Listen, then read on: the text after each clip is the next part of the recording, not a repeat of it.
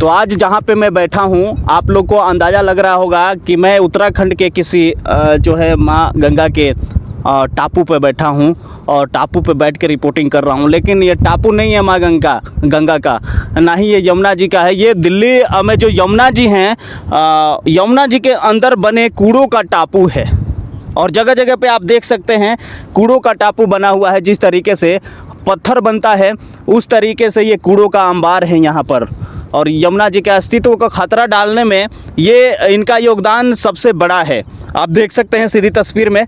मैं कैमरामैन से चाहूँगा कि इधर घुमाए और नीचे की तरफ दिखाएं कि ये जो अंबार है कूड़ों का, वो कितना जो है जमाव है। ये छोटा छोटा टापू जो बना है यमुना जी के बीच में, ये है कूड़ों का अंबार। और यहाँ पर आप चलेंगे तो ये किसी पत्थर से कम नहीं है। ये कूड़ों का अंबार है, कूड़ों का टापू है जहाँ पर आप मैं बैठा हूँ। आप अगर देखेंगे तो ये कूड़ा कचरा जो है यमुना जी को दूषित करने में कितना जो है ख़तरनाक है, पर्यावरण के लिए, यमुना जी के लिए कितना ख़तरनाक है। ये वो कूड़ों का टापू है जहाँ पे मैं बैठा हूँ।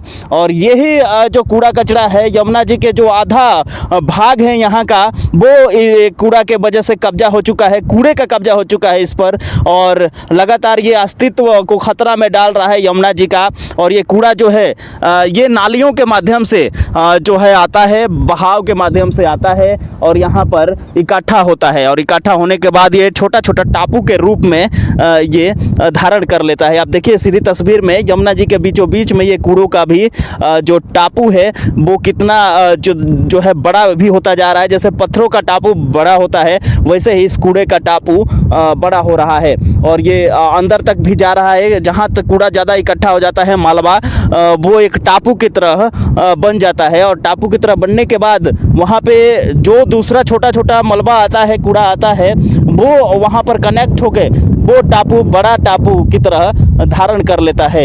ये तस्वीर है माँ यमुना के, जहाँ पे कूड़ों का टापू है और कूड़ों का अंबार है, जिस वजह से ये खतरे के जो है अस्तित्व खतरे में लगता है माँ यमुना का। लेकिन अब माँ यमुना का भी जो है ये कूड़ों का बोझ से निजात दिलाने के लिए सरकार प्रतिबद्ध है। और मलबा का, कूड़ों का जो है सही तरीके से डंपिंग इंतज़ाम किया जा रहा है, ताकि यहाँ पर माँ यमुना को स्वच्छ किया जाए और इन कूड़ों को हटाकर इन कूड़ों को भी यूज किया जाए। जो ये कूड़ा है इसको क्लीनिंग करके और इसे यूज किया जाए और माँ यमुना को सफाई जो है साफ।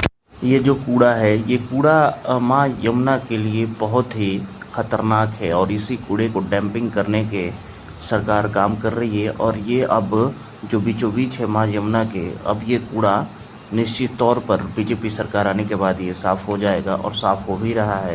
तो देखते हैं यहाँ